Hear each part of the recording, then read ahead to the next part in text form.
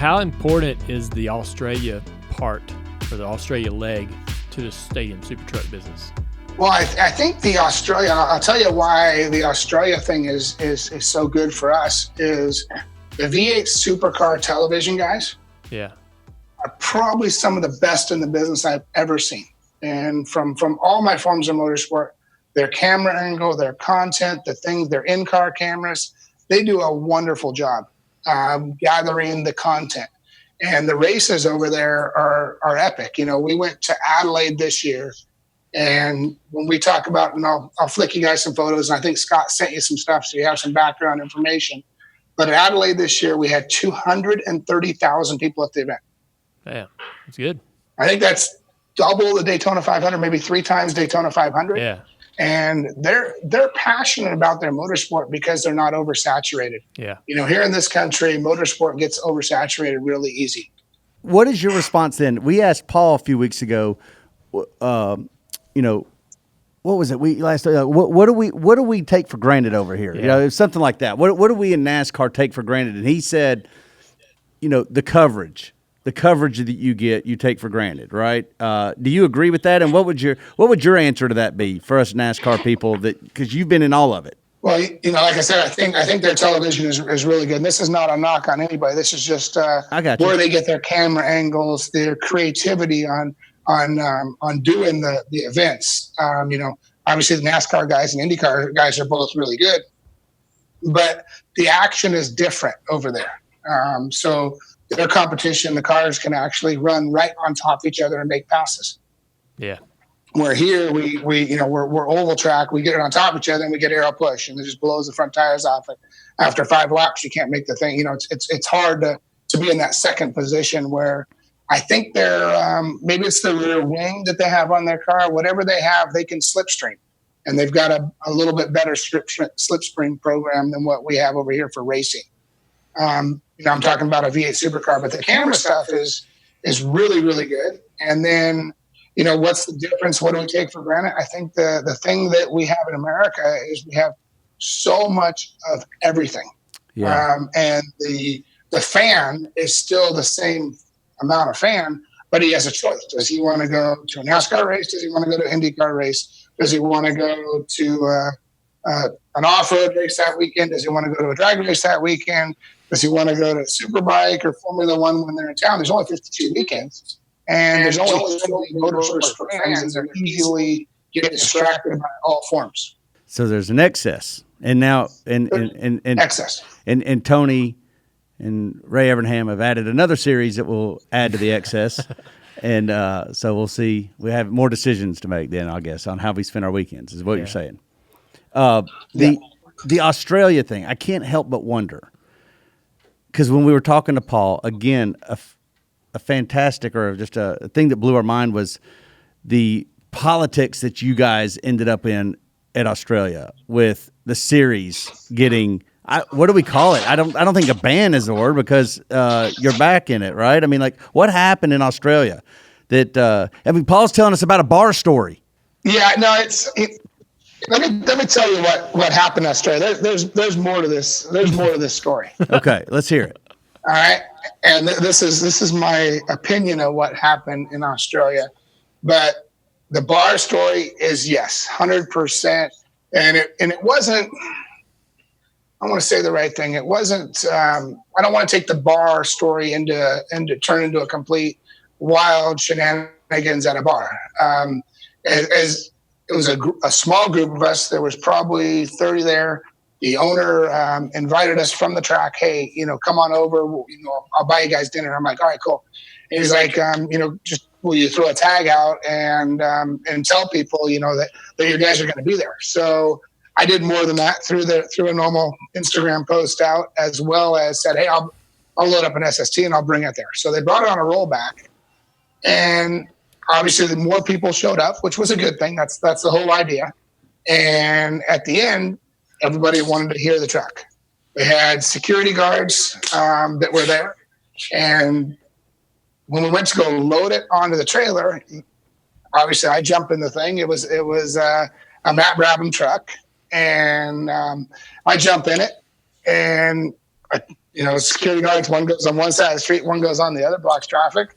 We whip a couple doughies, which is just not a big deal. I mean, I still remember launching the Speed Energy brand and driving around Charlotte trying to get a speeding ticket. I drove a NASCAR through Charlotte the whole time, downtown, down 77, everywhere. 80, 90, 100 miles an hour. Never got a speeding ticket, never got pulled over. No kidding. I do a donut in Australia that by the next morning has 1.5 million views, and the police show up 30 hours after the incident to obviously detain me and have a business conversation. How was that tied into the series? Because all right, so Australia has a hooning law, like we do in America. But as you've seen all these loader cars and drift cars around, it's gotten to an excess in Australia because they are massive motorheads over there.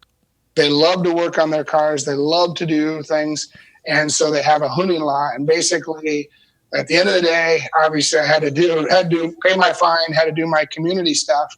But then the series, which was Cam's at the time, they said, "Oh, you've exposed us," and it all came down to the same thing that we always talk about: followers and views.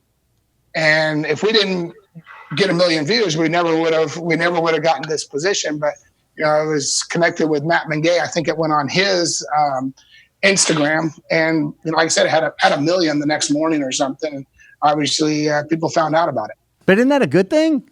Are people? I mean, I think it's a great thing. The problem was it really was difficult for the series, but there was more than just the donuts that happened at the race weekend.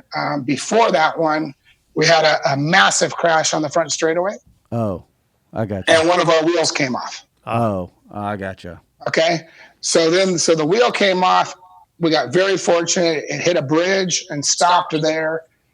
We had to go through a whole process of manufacturing, and we ended up making forged wheels. They were cast wheels at the time, and we had to do a testing process. So the donut and the wheels were the two things that got us kicked out. But everybody always focuses on the donuts. Yeah, which is typical.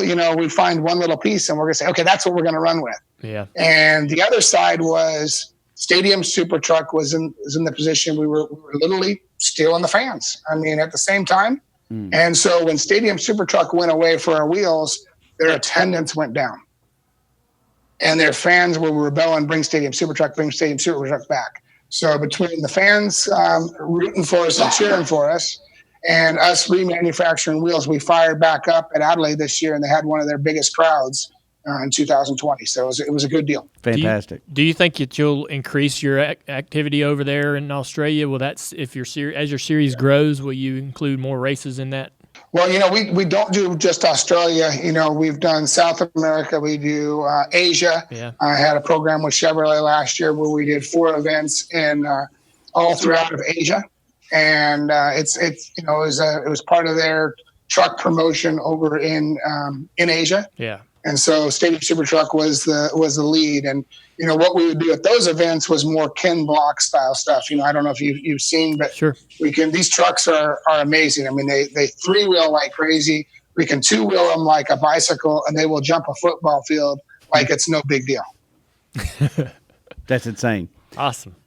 Paul had told us, Dale Jr., we were really just inquiring about Stadium Super Trucks. It was fascinating to learn about them.